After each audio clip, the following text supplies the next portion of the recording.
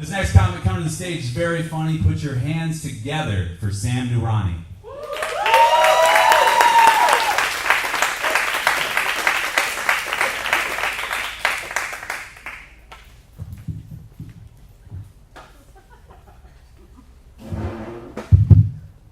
I'm sorry, I don't know how to use a mic. Hi guys, how are you? How was your day? Yeah, how was traffic? Hell yeah, me too. I also turn into a monster as soon as I get in my car. Yeah, like when you're leaving, you're a regular person. Oh my god, I love you, let's do it again. Mwah. And then you start your car and you're like, welcome to Death Race, motherfuckers. And then you peel out of the parking lot like some asshole in a Ford Focus. I just watched Fast and Furious, right? You're on the highway, you're getting your death race on. There's a lot of cars, but you're fine. You look off to the side and onto the on-ramp, there's a cop coming in.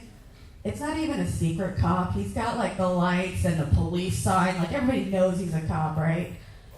What do? We all freak out. I don't want you to give me a ticket, so we all hit our brakes. You are now a hazard, officer. What are you doing, man? Oh, it makes me mad. Everything makes me mad in the car. Like, whenever an out-of-state plate gets in my way, I lose my goddamn mind. And it's like, oh my god, go back to Florida, where they don't even know how to vote right. I'm still world mad at the 2000 election results, guys.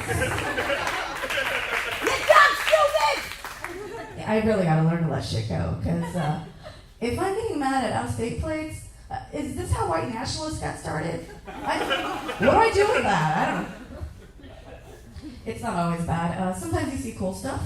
One time on the back of a truck, I saw a sticker that said, police supporter. I'm like, all right, it's cool to believe in things, that's nice. But what does that mean? Like, how do you support the police? Do you slow down every time you see a cop pull over a guy? Just shout out encouraging things? That blue makes your eyes look great, sir! He's a nice guy. You know how you can really support the police? Just commit petty crimes. Yeah, give them stuff to do, help them kill their time. And then when you go home that night and you turn on the news, you can hear the anchor say something like, local authorities have killed a lot of time today. You can sit back and go, it's a good day to be a minority. That was a bit political, sorry. I don't know, I think a lot of my anger comes from the fact that I got braces right after I turned 18. Yeah, it was, oh god, it was the worst. And it wasn't low-key, like Invisalign, where you keep your teeth in a tray all day. It, like, every time I opened my mouth, it looked like I was guiding ships to safety. It was And it wasn't my plan. Like I said, turned 18, I was in college. I was at an age where I could take my bra off and not look like I'm playing hacky sack around the house with my own tits. I'm on 2 V's now. My mom actually tricked me into getting braces. She said it was a free consultation. I come from a long line of really cheap people, and I'm like, yeah, that makes sense, too. I got in there, and as soon as the orthodontist glued that first little bracket guide in my mouth, I'm like, oh, that bitch got me. When we get home, I'm breaking all of her dishes. That's happening now. And it wasn't just the braces. The orthodontist realized that the top of my mouth is too narrow to fit the bottom of my mouth. So he installed like this medieval torture device onto the roof of my mouth. And every night, you take a little key and you turn it to expand your skull. But like in a gentle way.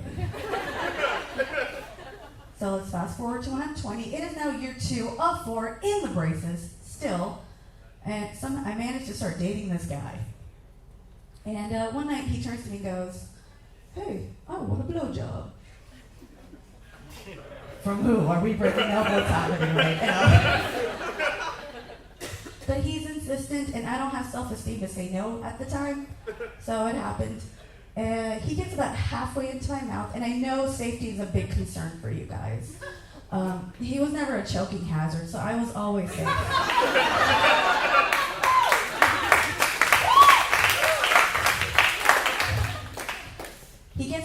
halfway into my mouth, and the top of his skin gets caught onto the roof of my mouth. Oh, yeah, dude, me too. My butthole puckered so hard it kissed the inside my belly button. Oh. But he's fine. Like, he's a little bit pinched. There's no blood. Everything's cool. And I'm ready to continue with my life until he wants to go in for round 2. Yeah, not somebody else. Still with me. He still is interested in this. And I'm like, well, you know, it's not my dick, right?